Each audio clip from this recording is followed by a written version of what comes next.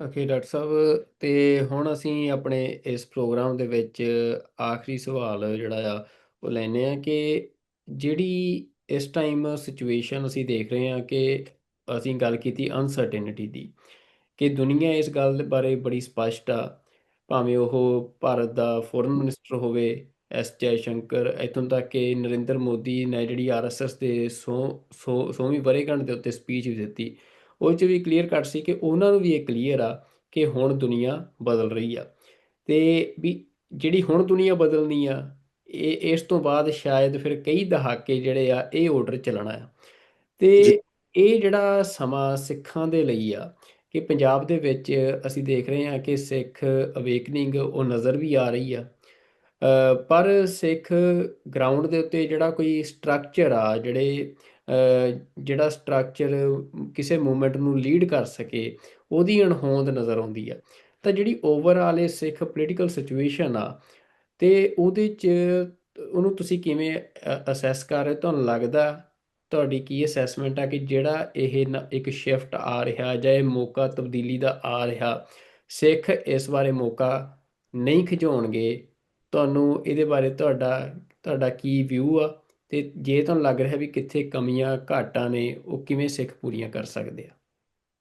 ਦੇਖੋ, ਪੰਜਾਬ ਦੀ ਬਹੁਤਿਆਤ ਲੀਡਰਸ਼ਿਪ ਜਿਹੜੀ ਰਵਾਇਤੀ, ਜਿਨ੍ਹਾਂ ਨੂੰ ਅਸੀਂ ਅਕਾਲੀ ਕਹਿੰਦੇ ਆ, ਉਹ ਬਾਦਲ ਅਕਾਲੀ ਹੋਣ, ਉਹਨਾਂ ਚੋਂ ਨਿਕਲੇ ਸੁਧਾਰਵਾਦੀ ਹੋਣ, ਉਹਨਾਂ ਚੋਂ ਨਿਕਲੇ ਕੋਈ ਹੋਰ ਬੱਚੇ ਜਮੂਰੇ ਹੋਣ, ਉਹਨਾਂ ਦਾ ਹਾਲ ਤਾਂ ਤੁਸੀਂ ਇਸ ਲੈਵਲ ਤੋਂ ਹੀ ਅੰਦਾਜ਼ਾ ਲਾ ਲਓ ਕਿ ਅਮਰੀਕਾ ਦੇ ਸੈਕਟਰੀ ਆਫ ਡਿਫੈਂਸ ਨੇ ਜਰਨੈਲਾਂ ਦੀ ਮੀਟਿੰਗ 'ਚ ਉਹਨਾਂ ਨੂੰ ਜਿਹੜਾ ਉਹ ਹਿਊਮਿਲੇਸ਼ਨ ਦੀ ਲੈਂਗੁਏਜ 'ਚ, ਜਿੱਥੇ ਇਹ ਕਿਹਾ ਵੀ ਤੁਸੀਂ ਗੋਗੜਾ ਛੱਡੀਆਂ ਹੋਈਆਂ ਨੇ ਔਰ ਤੁਸੀਂ ਫਿੱਟ ਨਹੀਂ ਹੋ, ਵਾਲ ਵਧਾਏ ਹੋਏ ਨੇ, ਦਾੜੀਆਂ ਵਧਾਈਆਂ ਹੋਈਆਂ, ਇਹ ਡਿਸਪਲਨ ਹੋਏਗਾ, ਉਹ ਜਦੋਂ ਕਿ ਇੱਕ ਜਨਰਲ ਟਰਮ ਦੇ ਵਿੱਚ ਜਿਹੜਾ ਉਹ ਉਹਨਾਂ ਨੂੰ ਹਿਊਮਿਲੇਟ ਕਰ ਰਿਹਾ ਸੀ।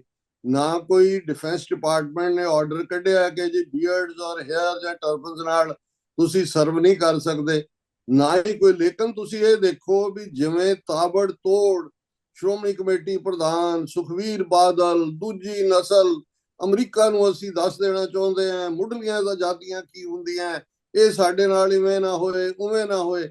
ਔਰ ਤੁਸੀਂ ਦੇਖੋ ਵੀ ਜਿਹੜੇ ਉੱਥੇ ਜੋ ਕੁਝ ਹੋ ਰਿਹਾ ਹੈ, ਵੀ ਜੇ ਬਲਦੇਵ ਸਿੰਘ ਸਰਸੇ ਵਰਗਾ ਜਿਹੜਾ ਜਿਹੜਾ ਕਿਸਾਨੀ ਲੀਡਰ ਹੈ, ਉਹ ਆਪਣੇ ਨਾਲ ਇੱਕ ਸਿੰਘ ਹੋਰ ਹੈ, ਉਹਨੂੰ ਦਿੱਲੀ ਮੈਟਰੋ ਤੇ ਨਹੀਂ ਚੜ੍ਹਨ ਦਿੱਤਾ ਜਾਂਦਾ ਵੀ ਕਿਰਪਾਨ ਨਾਲ ਤੁਸੀਂ ਚੜ੍ਹ ਨਹੀਂ ਸਕਦੇ। ਜੁਡੀਸ਼ਰੀ ਦੇ ਐਗਜ਼ਾਮ ਦੇ ਵਿੱਚ ਗਏ ਜਿਹੜੇ ਸਿੱਖ ਬੱਚੇ ਅੰਮ੍ਰਿਤਧਾਰੀ ਨੇ ਔਰ ਸਿੱਖ ਬੱਚੀ, ਉਹਨਾਂ ਨੂੰ ਉਹ ਜਿਹੜੇ ਕੜੇ ਔਰ ਕਿਰਪਾਨਾਂ ਲਵਾ ਰਹੇ ਨੇ, ਔਰ ਬੇਅਦਬੀ ਦੀਆਂ ਘਟਨਾਵਾਂ। ਔਰ ਦੂਸਰਾ, ਉਹਦਾ ਲਗਾਤਾਰਤਾ ਦੇ ਨਾਲ ਉਹ ਥਾਂ ਹੁਣ ਤਾਂ ਆਰਟੀਫੀਸ਼ੀਅਲ ਇੰਟੈਲੀਜੈਂਸ ਨੂੰ ਵਰਤ ਕੇ ਜਿਸ ਲੈਵਲ ਦੇ ਉੱਤੇ ਉਹ ਕਦੇ ਉਹ ਗੁਰਦੁਆਰਿਆਂ ਦੀ ਡਿਸਟਰਕਸ਼ਨ ਦਿਖਾਉਂਦੇ ਨੇ, ਕਦੇ ਹੋਰ ਕਰਦੇ ਨੇ, ਉੱਥੇ ਜਿਨ੍ਹਾਂ ਦੀ ਜ਼ਬਾਨ ਨਹੀਂ ਖੁੱਲਦੀ ਕਿਸੇ ਮੁੱਦੇ ਤੇ ਫੋਕਸ ਕਰਕੇ ਕੋਈ ਮੋਰਚਾ ਲਾਉਣਾ ਤਾਂ ਦੂਰ ਦੀ ਗੱਲ, ਬਿਆਨ ਤੋਂ ਬਿਨਾ ਹੋਰ ਕੁਝ ਨਹੀਂ ਹੁੰਦਾ, ਉਹ ਅਮਰੀਕਾ ਜਾਂ ਕੈਨੇਡਾ ਦੇ ਮਾਮਲਿਆਂ ਦੇ ਵਿੱਚ ਕਰਦੇ ਨੇ। ਸੋ ਉਹਨਾਂ ਤੋਂ ਤਾਂ ਕੋਈ ਆਸ ਨਹੀਂ। ਦੂਸਰਾ ਪੱਖ ਮੈਂ ਇਹ ਦੇਖਦਾ ਹਾਂ ਕਿ ਵੀ ਜਿਹੜੇ ਨੌਜਵਾਨ ਨੇ, ਇੱਕ ਗੱਲ ਬਿਲਕੁਲ ਕਲੀਅਰ ਹੈ ਕਿ ਆਮ ਨੌਜਵਾਨੀ ਦੇ ਵਿੱਚ ਜਿਹੜਾ ਅਵੇਅਰਨੈਸ ਲੈਵਲ ਹੈ, ਜਿਵੇਂ ਦੀਪ ਸਿੱਧੂ ਨੇ ਲਫ਼ਜ਼ ਦਿੱਲੀ ਵਾਲੇ ਤੇ ਸਾਡੇ ਵਾਲੇ ਇਹ ਟਰਮੀਨੋਲੋਜੀ ਇਸਤੇਮਾਲ ਕੀਤੀ ਸੀ, ਮੈਂ ਸਮਝਦਾ ਹਾਂ ਵੀ ਉਹ ਆਪਣੇ ਆਪ ਦੇ ਵਿੱਚ ਇਹ ਜਿਹੜੀ ਜਾਣਕਾਰੀ ਵਾਲਾ ਵਰਗ ਹੈ, ਇਸ ਦੀ ਗਿਣਤੀ 'ਚ ਵਾਧਾ ਹੋਇਆ ਹੈ। ਔਰ ਹੜ੍ਹਾਂ ਦੇ ਦੌਰਾਨ ਵੀ ਇਹ ਗੱਲ ਵੱਡੇ ਤਬਕੇ ਨੂੰ ਸਮਝ ਆਈ ਕਿ ਭਾਈ ਇਹ ਮੈਨ ਮੇਡ ਨੇ, ਲਫ਼ਜ਼ ਆਮ ਉੱਥੇ ਇਸਤੇਮਾਲ ਹੋਣਾ ਸ਼ੁਰੂ ਹੋਇਆ ਔਰ ਸਾਨੂੰ ਡੈਲੀਬਰੇਟਲੀ ਡਬੋਇਆ ਗਿਆ। ਹੁਣ ਇਹ ਤਾਂ ਹੈ, ਓਵਰਆਲ ਜਦੋਂ ਕੋਈ ਕੌਮ ਇਹ ਮਹਿਸੂਸ ਕਰਨਾ ਸ਼ੁਰੂ ਕਰ ਦੇ ਕਿ ਸਾਡੇ ਕੋਲ ਕੋਈ ਆਪਸ਼ਨ ਬਾਕੀ ਨਹੀਂ ਬਚੀ ਹੈ, ਬਿਨਾਂ ਆਪਣਾ ਮੁਲਕ ਬਣਾਇਆ ਅਸੀਂ ਆਪਣੇ ਧਾਰਮਿਕ, ਸਮਾਜਿਕ, ਆਰਥਿਕ, ਭਾਈਚਾਰਕ, ਸੱਭਿਆਚਾਰਕ ਕਿਸੇ ਵੀ ਮੁੱਦੇ ਨੂੰ ਸਿਆਸੀ ਜਿਹੜਾ ਉਹ ਮਹਿਫੂਜ਼ ਨਹੀਂ ਕਰ ਸਕਦੇ। ਪਰ ਅਦਰ ਦੈਨ ਦੈਟ ਮੈਂ ਸਮਝਦਾ ਹਾਂ ਵੀ ਇੱਕ ਤਬਦੀਲੀ ਮੈਂ ਜ਼ਰੂਰ ਦੇਖਦਾ, ਉਹ ਭਾਵੇਂ ਦੀਪ ਸਿੱਧੂ ਰਾਹੀਂ ਨੌਜਵਾਨਾਂ ਦੀ ਇਨਵੋਲਵਮੈਂਟ ਵੀ ਸੀ, ਵਾਰਿਸ ਪੰਜਾਬ ਦੇ ਭਾਈ ਅੰਮ੍ਰਿਤਪਾਲ ਸਿੰਘ, ਉਹਨਾਂ ਦੇ ਜਿਹੜੇ ਖਾਲਸਾ ਵਹੀਰ ਔਰ ਦੂਸਰਿਆਂ ਦੇ ਵੇਲੇ ਵੀ ਦੇਖਣ 'ਚ ਨਜ਼ਰ ਆਈ।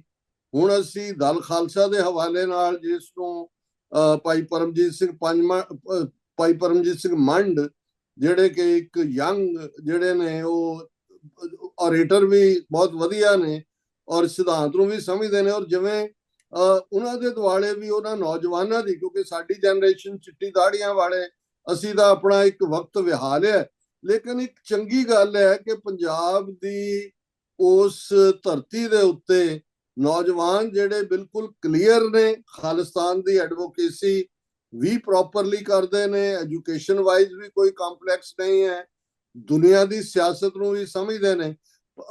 ਇਹ ਇੱਕ ਪੋਜ਼ਿਟਿਵ ਪਾਰਟ ਹੈ। ਪਰ ਜੇ ਤੁਸੀਂ ਮੈਨੂੰ ਇਹਨੂੰ ਯਸ ਨੋ ਦੇ ਵਿੱਚ ਪੁੱਛੋ ਤਾਂ ਮੈਂ ਸ਼ਾਇਦ ਇਹਦਾ ਜਵਾਬ ਨਾ ਦੇ ਸਕਾਂ।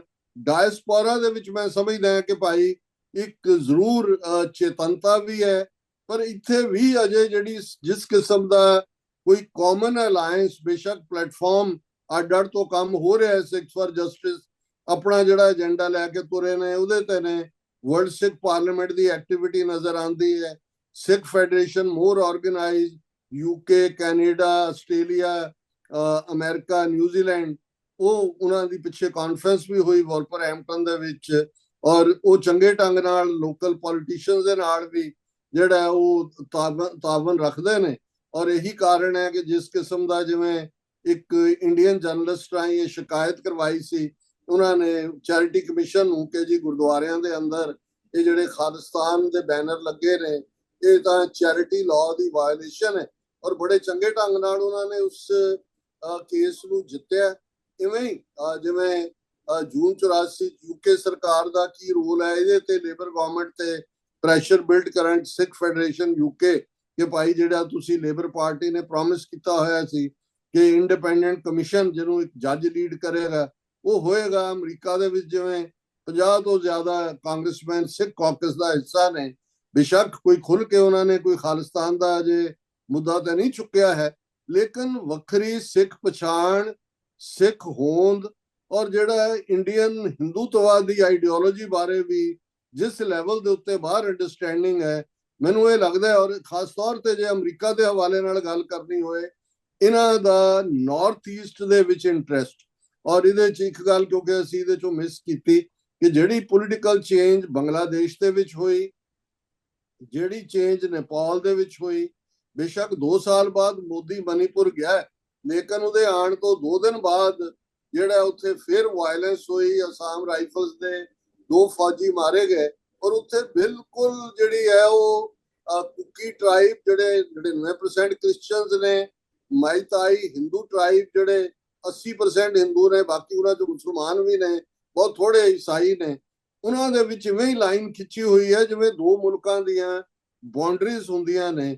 ਔਰ ਇਹੀ ਤਬਦੀਲੀ ਜਿਹੜੀ ਹੈ, ਜਿਹਨੂੰ ਜਨਰੇਸ਼ਨ ਜ਼ੀ ਕਰਕੇ ਜਾਂ ਜਨ ਜ਼ੀ ਕਰਕੇ ਜਾਣਿਆ ਜਾਂਦਾ ਹੈ, ਇਹ ਨਾਰਥ ਈਸਟ ਦੇ ਵਿੱਚ ਅਮਰੀਕਨ ਇਨਫਲੂਐਂਸ ਕਾਫੀ ਵਧਿਆ। ਔਰ ਜਿਹੜੀ ਇੱਕ ਬਿਹਾਈਂਡ ਦਾ ਕਰਟਨਸ ਗੱਲ ਚੱਲ ਰਹੀ ਹੈ ਕਿ ਅਲਟੀਮੇਟਲੀ ਅਮਰੀਕਾ ਇੱਕ ਪਾਸੇ ਜਿੱਥੇ ਚਾਈਨਾ ਦੇ ਨਾਲ ਅੰਡਰਸਟੈਂਡਿੰਗ ਲੈਵਲ ਵੀ ਪੈਦਾ ਕਰ ਰਿਹਾ ਹੈ, ਉੱਥੇ ਆਪਣਾ ਰੋਲ ਉਸ ਖਿੱਤੇ 'ਚ ਵਧਾਉਣ ਦੇ ਲਈ ਅਫਗਾਨ ਤਾਲਿਬਾਨ ਤੋਂ ਬੈਡਗਾਮ ਜਿਹੜਾ ਉਹ 에ਅਰਪੋਰਟ ਦੀ ਮੰਗ ਵੀ ਕਰ ਰਿਹਾ, ਜਿਹੜਾ ਸਭ ਤੋਂ ਵੱਡਾ ਹੈ। ਔਰ ਇਹਨਾਂ ਨੇ ਉਹਨੂੰ ਕਾਫੀ ਬਿਲਟ ਕੀਤਾ, ਐਕਸਪੈਂਡ ਕੀਤਾ।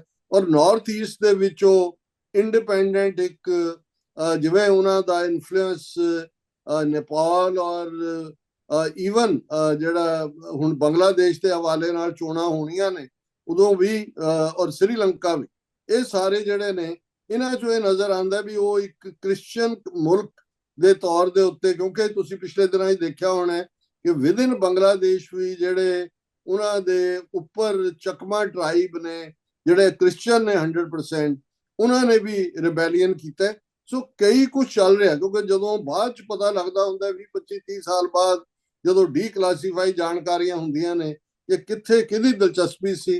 ਲੇਕਿਨ ਇਹਦੇ 'ਚ ਕੋਈ ਸ਼ੱਕ ਨਹੀਂ ਹੈ ਕਿ ਅਮਰੀਕਾ ਦੀ ਸਾਊਥ ਏਸ਼ੀਆ ਦੇ ਵਿੱਚ ਵੀ ਔਰ ਸੈਂਟਰਲ ਏਸ਼ੀਆ ਤੋਂ ਆਬਵੀਅਸਲੀ ਵੱਡਾ ਪਾਰਟ, ਔਰ ਇਹੀ ਕਾਰਨ ਹੈ ਕਿ ਜਿਹਦੀ ਕਨਫਰਮੇਸ਼ਨ ਹੋਈ ਹੈ as a ambassador to India Sergio. ਔਰ ਇਹ ਉਹਨੂੰ ਕੱਲਾ ਸਰਜੀਓ ਨੂੰ ਇੰਡੀਆ ਦੇ ਵਿੱਚ ਹੀ ਅਮਰੀਕਾ ਨੇ ਐਂਬੈਸਡਰ ਨਹੀਂ ਲਾਇਆ, ਉਸ ਨੂੰ ਸਾਊਥ ਏਸ਼ੀਆ ਤੇ ਸੈਂਟਰਲ ਏਸ਼ੀਆ ਦਾ ਸਪੈਸ਼ਲ ਐਨਵੋਏ ਵੀ ਬਣਾਇਆ। ਇਹ ਮਤਲਬ ਇਹ ਹੈ ਵੀ ਸਮੁੱਚੇ ਸਟੇਟ ਡਿਪਾਰਟਮੈਂਟ ਨੂੰ ਬਾਈਪਾਸ ਕਰਕੇ ਸਰਜੀਓ ਗੌਰ ਜਿਹੜਾ ਹੈ ਉਹ ਸਿੱਧਾ ਜਿਹੜਾ ਪ੍ਰੈਜ਼ੀਡੈਂਟ ਟਰੰਪ ਨੂੰ ਰਿਪੋਰਟ ਕਰੇਗਾ। ਇਹ ਵੀ ਬੜੀ ਅਹਿਮੀਅਤ ਵਾਲੀ ਗੱਲ ਹੈ, ਜਿਹੜਾ ਭਾਰਤ ਦੇ ਲਈ ਇੱਕ ਵੱਡੇ ਝਟਕੇ ਵਾਂਗ ਹੈ। ਇਹ ਭਾਰਤ ਦੀ ਅਹਿਮੀਅਤ ਨੂੰ ਘਟਾਉਂਦਾ ਵੀ ਹੈ ਕਿ ਭਾਈ ਇੱਕ ਐਂਬੈਸਡਰ ਐਕਸਕਲੂਸਿਵਲੀ ਨਹੀਂ ਦਿੱਤਾ, ਮਲਟੀਪਲ ਰੋਲ ਨੇ, ਪਰ ਸਾਊਥ ਏਸ਼ੀਆ ਔਰ ਸੈਂਟਰਲ ਏਸ਼ੀਆ ਦਾ ਮਤਲਬ ਇਹ ਹੈ ਐਨਵਾਏ ਹੋਣ ਦੇ ਨਾਤੇ ਉਹ ਖੁੱਲ ਕੇ ਬੰਗਲਾਦੇਸ਼, ਸ੍ਰੀਲੰਕਾ, ਅਫਗਾਨਿਸਤਾਨ, ਦੂਜੇ ਤੀਜਿਆਂ ਦੇ ਨਾਲ ਵੀ ਜਿਹੜਾ ਉਹ ਆਪਣੀ ਕਮਿਊਨੀਕੇਸ਼ਨ ਕਰੇਗਾ, ਜਾਏਗਾ। ਪਰ ਮੈਨੂੰ ਲੱਗਦਾ ਕਿ ਵੀ ਇਹ ਆਪਣੇ ਆਪ 'ਚ ਇੰਡੀਅਨ ਐਂਬੈਸਡਰ ਸਰਜੀਓ ਨੂੰ ਯੂਐਸ ਵੱਲੋਂ ਇਹ ਵੀ ਜਿਹੜੇ ਆਨਰ ਦੇਣੇ, ਇਹ ਉਸ ਨਿਊ ਮੈਪ ਮੇਕਿੰਗ ਵੱਲ ਇਸ਼ਾਰਾ ਕਰਦੇ। ਬਿਲਕੁਲ ਡਾਕਟਰ ਸਾਹਿਬ, ਤੁਸੀਂ ਕਾਫੀ ਇੰਡੀਕੇਸ਼ਨਸ ਦਿੱਤੀਆਂ ਨੇ ਕਿ ਕੀ ਦੁਨੀਆ ਦੇ ਵਿੱਚ ਹੋਣ ਜਾ ਰਿਹਾ ਆ, ਅਤੇ ਕਾਫੀ ਕੁਝ ਜੋ ਹੋ ਰਿਹਾ ਆ ਉਹਦੇ ਬਾਰੇ ਵੀ ਗੱਲਾਂ ਬਾਤਾਂ ਹੋਈਆਂ ਨੇ। ਅਤੇ ਆਸ ਕਰਦੇ ਹਾਂ ਕਿ ਸਾਡੇ ਦਰਸ਼ਕ ਸਿਆਣੇ ਨੇ, ਉਹ ਗੱਲਾਂ ਨੂੰ ਸਮਝਦੇ ਨੇ, ਕਿਉਂਕਿ ਜਿਹੜੇ ਲਗਾਤਾਰ ਸੁਣਦੇ ਨੇ ਉਹ ਤਾਂ ਹਰ ਰੋਜ਼ ਦੀਆਂ ਘਟਨਾਵਾਂ ਦੇ ਨਾਲ ਜੁੜੇ ਹੀ ਰਹਿੰਦੇ ਆ ਕਿ ਕੀ ਹੋ ਰਿਹਾ ਆ, ਅਤੇ ਉਹ ਲਗਾਤਾਰਤਾ ਬਣੀ ਰਹਿੰਦੀ ਆ। ਪਰ ਅੱਜ ਦੇ ਇਸ ਪ੍ਰੋਗਰਾਮ ਦੇ ਵਿੱਚ ਅਸੀਂ ਕਈ ਜਿਹੜੇ ਮਸਲੇ ਹੋ ਸਕਦਾ ਪਹਿਲਾਂ ਡਿਸਕਸ ਵੀ ਹੋਏ ਹੋਣ, ਪਰ ਉਹ ਵੀ ਅਸੀਂ ਟੱਚ ਕਰਨ ਦੀ ਕੋਸ਼ਿਸ਼ ਕੀਤੀ ਆ। ਜਿਹੜੀ ਅਸੀਂ ਗੱਲਬਾਤ ਕੀਤੀ ਆ ਇਹ ਕਿ ਓਵਰਆਲ ਜਿਹੜਾ ਪਿਛਲੇ ਕੁਝ ਮਹੀਨਿਆਂ ਤੋਂ ਚੱਲ ਰਿਹਾ ਮਾਹੌਲ ਆ, ਉਹਦੇ 'ਤੇ ਅਸੀਂ ਗੱਲਬਾਤ ਕਰ ਸਕੀਏ। ਅਤੇ ਤੁਹਾਡਾ ਬਹੁਤ ਧੰਨਵਾਦ, ਤੁਸੀਂ ਸਮਾਂ ਕੱਢਿਆ ਅਤੇ ਇਹ ਜਿਹੜਾ ਸਾਰੀ ਜਾਣਕਾਰੀ ਹੈ ਸਾਡੇ ਨਾਲ ਸਾਂਝੀ ਕੀਤੀ ਆ। ਅਤੇ TV 84 ਦੇ ਸਾਰੇ ਦਰਸ਼ਕਾਂ ਦਾ ਵੀ ਅਸੀਂ ਧੰਨਵਾਦ ਕਰਦੇ ਹਾਂ ਕਿ ਤੁਸੀਂ ਲਗਾਤਾਰ TV 84 ਹੱਕ ਸੱਚ ਦੀ ਆਵਾਜ਼, ਅਤੇ ਤੁਸੀਂ ਤੁਹਾਡੀ ਸਪੋਰਟ ਦੇ ਨਾਲ ਅਸੀਂ ਜਿਹੜੀਆਂ ਇਹ ਜਾਣਕਾਰੀਆਂ ਨੇ, ਜਿਹੜੀਆਂ ਨਿਊਜ਼ ਨੇ, ਉਹ ਤੁਹਾਡੇ ਤੱਕ ਪਹੁੰਚਦੀਆਂ ਕਰ ਰਹੇ ਹਾਂ, ਭਾਵੇਂ ਉਹ ਪੰਜਾਬ ਤੋਂ ਹੋਣ ਜਾਂ ਦੁਨੀਆ ਭਰ ਤੋਂ। ਜਿੰਨੀਆਂ ਵੀ ਅਹਿਮ ਖਬਰਾਂ ਹੁੰਦੀਆਂ ਨੇ, ਖਾਸ ਤੌਰ 'ਤੇ ਜਿੱਥੇ ਲੋਕ ਆਪਣੇ ਹੱਕਾਂ ਦੇ ਲਈ ਸਟਰਗਲਸ ਕਰ ਰਹੇ ਆ, ਅਤੇ TV 84 ਨਵੇਂ ਪਲੇਟਫਾਰਮ ਦੇ ਉੱਤੇ, ਭਾਵੇਂ ਉਹ ਐਪ ਹੋਵੇ, ਤੁਸੀਂ ਗੂਗਲ ਦੇ ਉੱਤੇ, ਚਾਹੇ ਐਂਡਰੋਇਡ ਹੋਵੇ ਜਾਂ iOS ਹੋਵੇ, ਐਪਲ ਦੇ ਉੱਤੇ ਜਾ ਕੇ ਤੁਸੀਂ ਐਪ ਸਟੋਰ ਤੋਂ ਜਿਹੜੀਆਂ ਐਪਸ ਨੇ TV 84 ਦੀਆਂ ਡਾਊਨਲੋਡ ਕਰ ਸਕਦੇ ਹੋ।